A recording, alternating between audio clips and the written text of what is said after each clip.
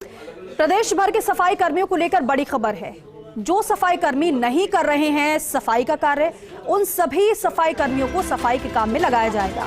UDH मंत्री झाबर सिंह खर्रा ने आज ली थी पहली बैठक। अधिकारियों के लिए बैठक में इस बारे में उन्होंने निर्देश दिए हैं। उन्होंने कहा है कि उन्हें कई शिकायतें मिली हैं। निकायों में सफाई कर्मियों के अन्य कार्य करने की शिकायत मिली है और सफाई कर्मी केवल सफाई के कार्य में ही तैनात किए जाएं। सफाई कार्य नहीं करने वाले सफाई कर्मी का वेतन रोका जाए, इसके बारे में जल्द आदेश जारी किए जाएं।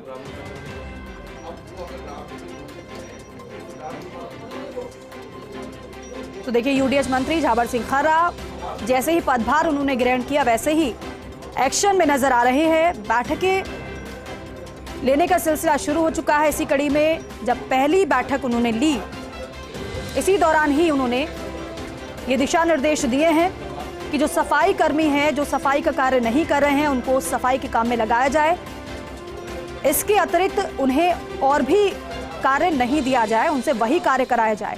अभिषेक श्रीवास्तव मेरे सहयोगी हमारे साथ फोन लाइन पर हैं। अभिषेक, बेहद महत्वपूर्ण निर्देश झाबर सिंह खर्रा की तरफ से दिए गए हैं, विस्तार से बताइएगा क्या उन्होंने कहा है और जो सफाई कर्मी कार्य नहीं कर रहे हैं किस तरीके से उन्हें कार्य में फिर लगाया जाएगा, क्या कार्रवाई के निर्देश हैं?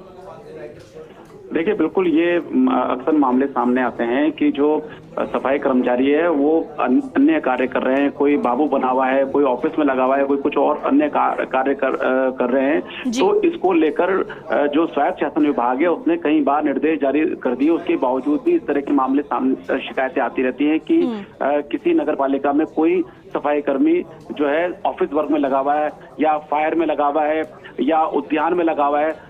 इस तरह की शिकायतें आती रहती हैं। ऐसी शिकायतें जो है खुद यूडीएच मंत्री झाबर सिंह खर्रा के पास भी पहुंची है। तो आज जब उन्होंने विभाग की पहली बैठक ली तो उन्होंने स्पष्ट कर दिया कि तत्काल प्रभाव से आदेश जारी किए जाएं और उसमें स्पष्ट कहा जाए कि जितने भी सफाई कर्मचारी प्रदेश भर के निकायों में लग रहे हैं उनको केवल सफाई कार्यों में ही लगाया जाए। क्योंकि जो वाल्मीकि समाज है जो कि सफाई कर्मी की भर्ती में आरक्षण की हमेशा मांग करता रहा है, वाल्मीकि समाज को प्राथमिकता देने की मांग करता रहा है, तो उनका भी ये आरोप है कि जो गैर वाल्मीकि जाति के जो लोग हैं वो सफाई कार्य से बचते हैं। मैन होल की सफाई या नाली की सफाई या गंदी गली की जो है सफाई से परहेज करते हैं और इस कारण वो जो है ऑफिस में लगते हैं, उद्यान शाखा में लगते हैं, फायर में लगते हैं या जो भवन शाखा है वहां तक लग जाते हैं।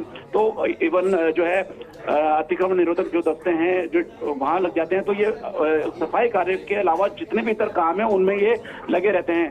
तो ये जो वाल्मीकि समाज का भी ये आरोप रहा है और ऐसे मामले भी सामने आते रहे और ऐसी शिकायतें झाबर सिंह खर्रा तक भी पहुंची थी। तो इसलिए आज उन्होंने जब पहली बैठक ली तो उस बैठक में उन्होंने स्पष्ट कह दिया कि जितने भी सफाई कर्मचारी हैं वो केवल सफाई का काम करेंगे और निर्देशों के बावजूद भी कोई नहीं करता है तो उसका जो है वेतन रोका जाएगा। बिल्कुल।